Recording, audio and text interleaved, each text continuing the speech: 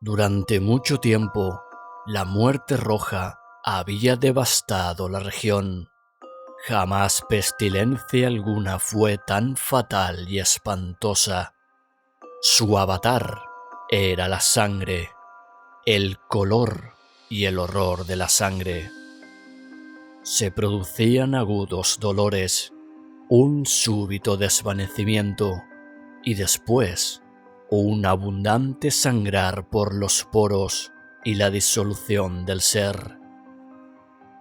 Las manchas purpúreas por el cuerpo y especialmente por el rostro de la víctima desechaban a ésta de la humanidad y la cerraban a todo socorro y compasión.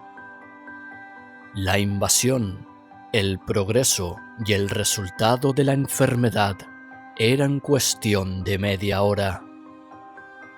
Pero el príncipe próspero era feliz, intrépido y sagaz. Cuando sus dominios perdieron la mitad de su población, reunió a 1.000.000 de amigos fuertes y de corazón alegre, elegidos entre los caballeros y las damas de su corte, y con ellos constituyó un refugio recóndito en una de sus abadías fortificadas. Era una construcción vasta y magnífica, una creación del propio príncipe, de gusto excéntrico pero grandioso. Rodeábala un fuerte y elevado muro, con sus correspondientes puertas de hierro. Los cortesanos, una vez dentro, se sirvieron de hornillos y pesadas mazas para soldar los cerrojos. Decidieron atrincherarse contra los súbitos impulsos de la desesperación del exterior e impedir toda salida a los frenesíes del interior. La abadía fue abastecida copiosamente. Gracias a tales precauciones, los cortesanos podían desafiar el contagio, el mundo exterior que se las compusiera como pudiese. Por lo demás, sería locura afligirse o pensar en él. El príncipe había provisto aquella mansión de todos los medios de placer. Había bufones, improvisadores, danzarines, músicos, lo más bello en todas sus formas. Y había vino. En el interior existía todo eso, además de la seguridad. Afuera, la muerte roja. Ocurrió a finales del 5º o 6º mes de su retiro, mientras la plaga hacía grandes estragos afuera, cuando el príncipe próspero proporcionó a su 1.000.000 de amigos un baile de máscaras de la más insólita magnificencia. ¡Qué voluptuoso cuadro el de ese baile de máscaras! Permítaseme describir los salones donde tuvo efecto. Eran 7 en una hilera imperial. En muchos palacios, estas hileras de salones constituyen largas perspectivas en línea recta, cuando los batientes de las puertas están abiertos de par en par, de modo que la mirada llega hasta el final sin obstáculo. Aquí, el caso era muy distinto, como se podía esperar por parte del duque y de su preferencia señaladísima por lo bizarre.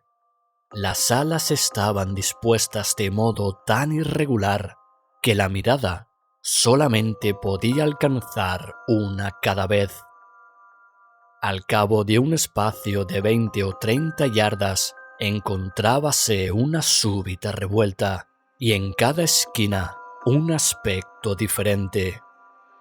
A derecha e izquierda, en medio de cada pared, una alta y estrecha ventana gótica comunicaba con un corredor cerrado que seguía las sinuosidades del aposento.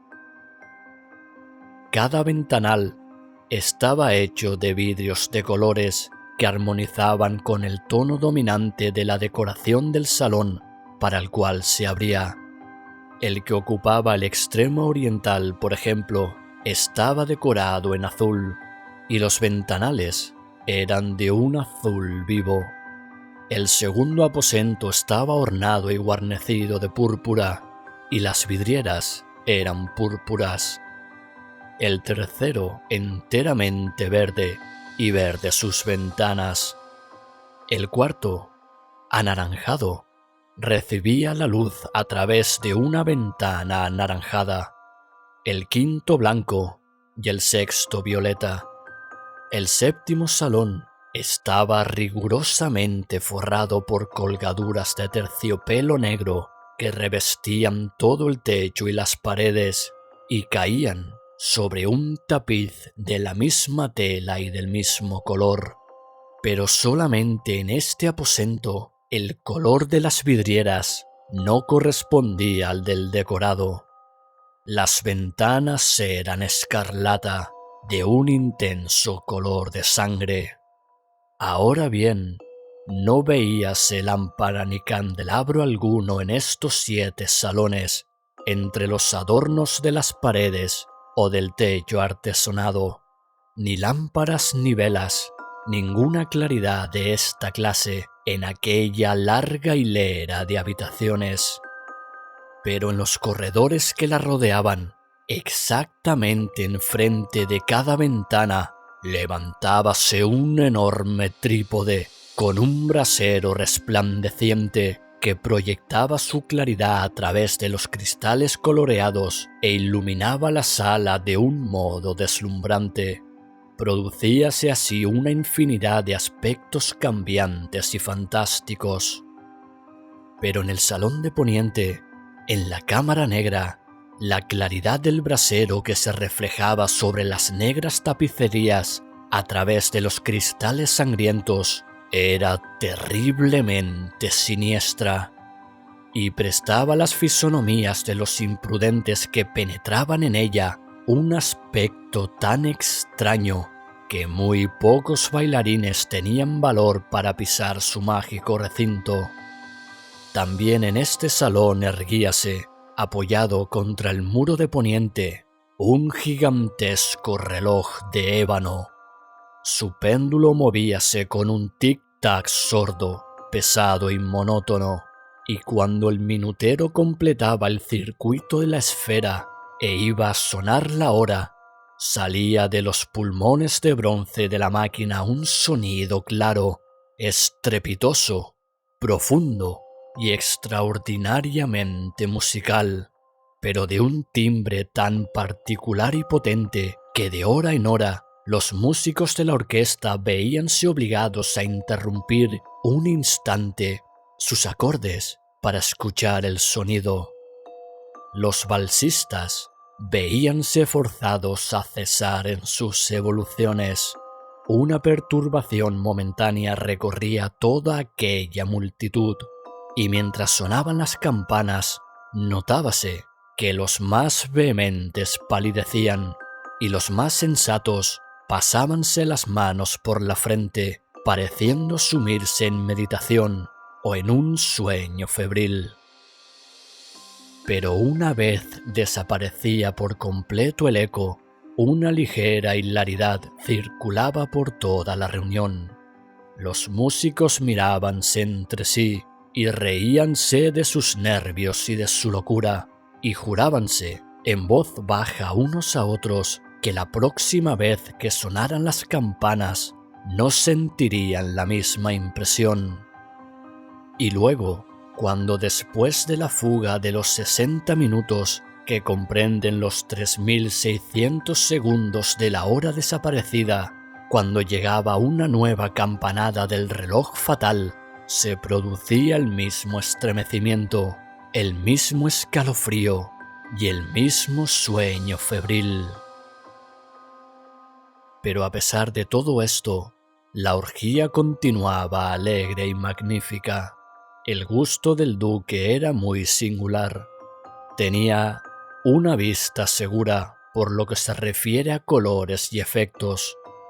Despreciaba el decora de moda. Sus proyectos eran temerarios y salvajes, y sus concepciones brillaban con un esplendor bárbaro. Muchas gentes lo consideraban loco. Sus cortesanos sabían perfectamente que no lo era. Sin embargo, era preciso oírlo, verlo, tocarlo, para asegurarse de que no lo estaba. En ocasión de esta gran fête, había dirigido gran parte de la decoración de los muebles y su gusto personal había dirigido el estilo de los disfraces. No hay duda de que eran concepciones grotescas. Era abrumador, brillante.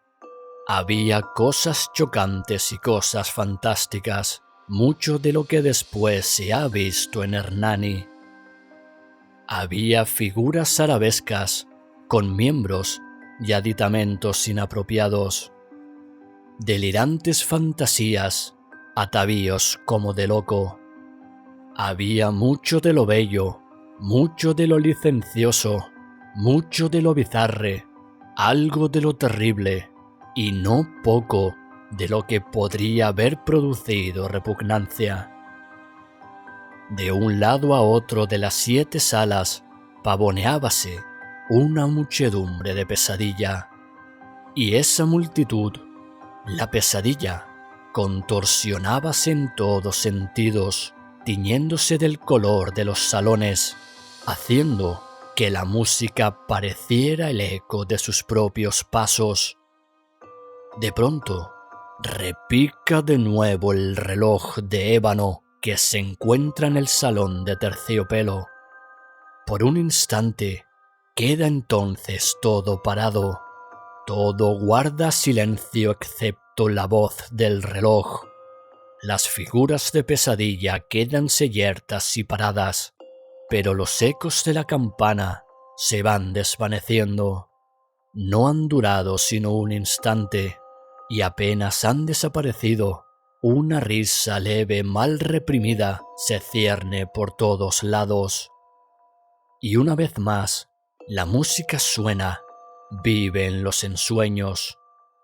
De un lado a otro, retuércense más alegremente que nunca, reflejando el color de las ventanas distintamente teñidas, y a través de las cuales fluyen los rayos de los trípodes. Pero en el salón más occidental de los 7 no hay ahora máscara ninguna que se atreva a entrar, porque la noche va transcurriendo. Allí se derrama una luz más roja a través de los cristales color de sangre, y la oscuridad de las cortinas teñidas de negro es aterradora. Y a los que pisan la negra alfombra, llégales del cercano reloj de ébano un más pesado repique, más solemnemente acentuado que el que hiere los oídos de las máscaras que se divierten en las salas más apartadas. Pero en estas otras salas había una densa muchedumbre. En ellas latía febrilmente el corazón de la vida. La fiesta llegaba a su pleno arrebato cuando, por último, sonaron los tañidos de medianoche en el reloj. Y a continuación, la música cesó, como ya he dicho, y apaciguáronse las evoluciones de los danzarines. Y como antes, se produjo una angustiosa inmovilidad en todas las cosas. Pero el tañido del reloj había de reunir esta vez 12 campanadas. Por esto ocurrió tal vez que con el mayor tiempo se insinuó en las meditaciones de los pensativos que se encontraban entre los que se divertían mayor cantidad de pensamientos.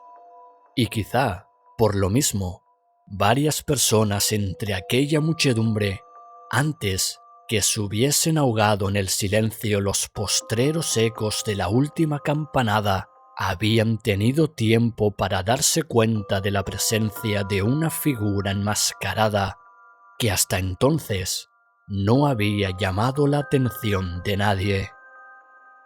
Y al difundirse en un susurro el rumor de aquella nueva intrusión, se suscitó entre todos los concurrentes un cuchicheo o murmullo significativo de asombro y desaprobación. Y luego, finalmente, el terror, el pavor y el asco. En una reunión de fantasmas como la que he descrito, puede muy bien suponerse que ninguna aparición ordinaria hubiera provocado una sensación como aquella.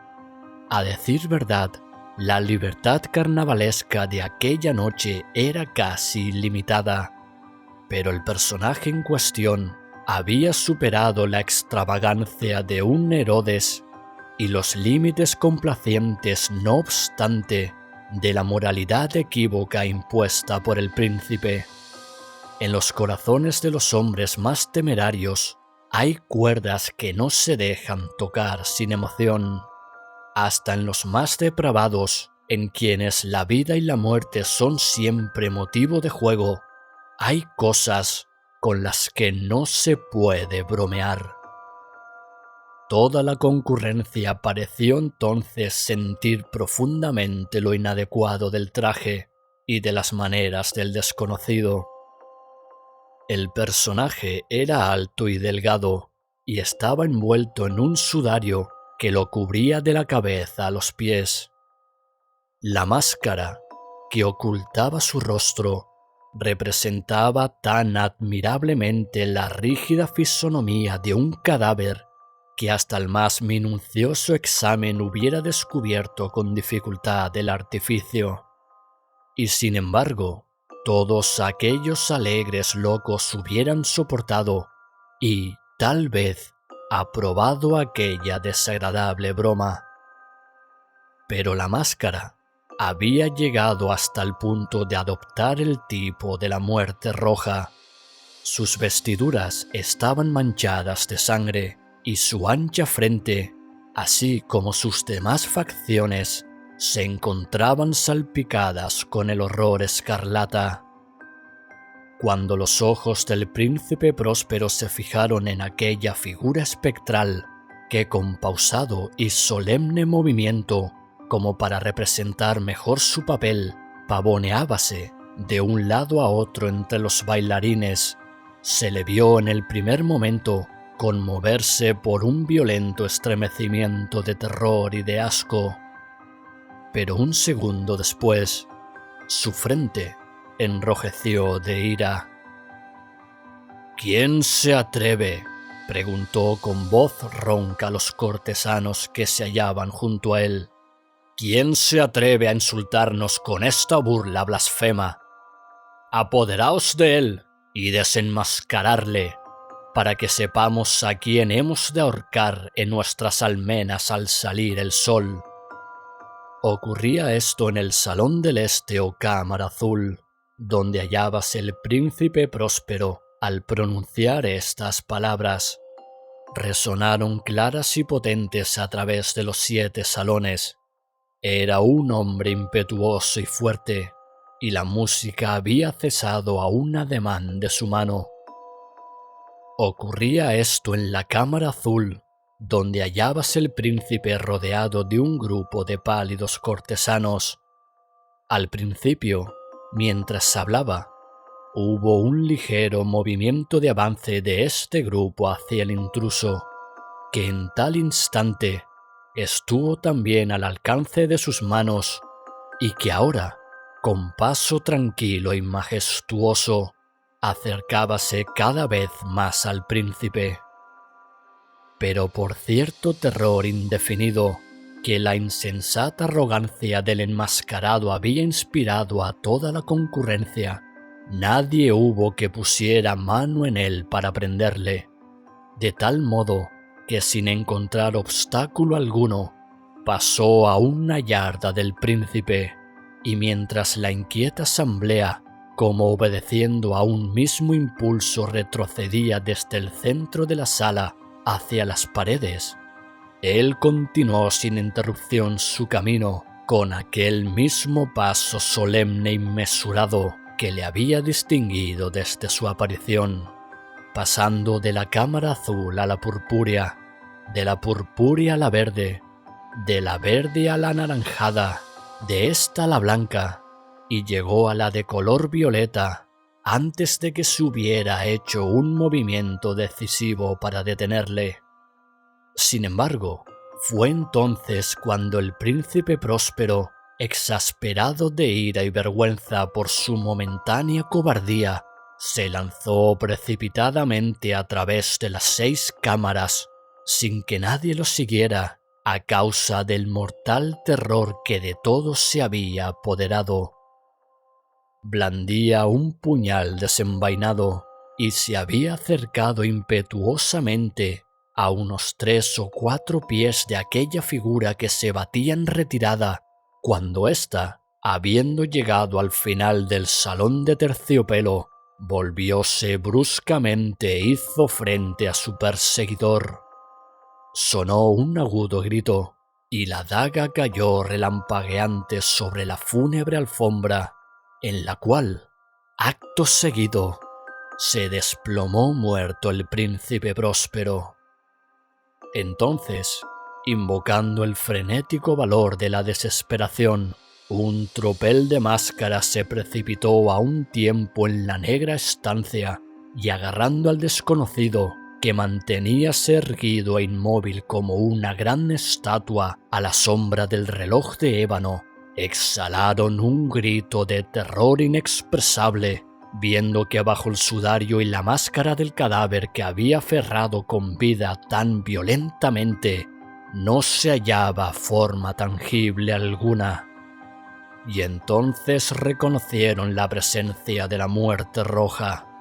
Había llegado como un ladrón en la noche, y uno por uno cayeron los alegres libertinos por las salas de la orgía, inundados de un rocío sangriento, y cada uno murió en la desesperada postura de su caída, y la vida del reloj de ébano extinguióse con la del último de aquellos licenciosos, y las llamas de los trípodes se extinguieron, y la tiniebla y la ruina y la muerte roja tuvieron sobre todo aquello un ilimitado dominio.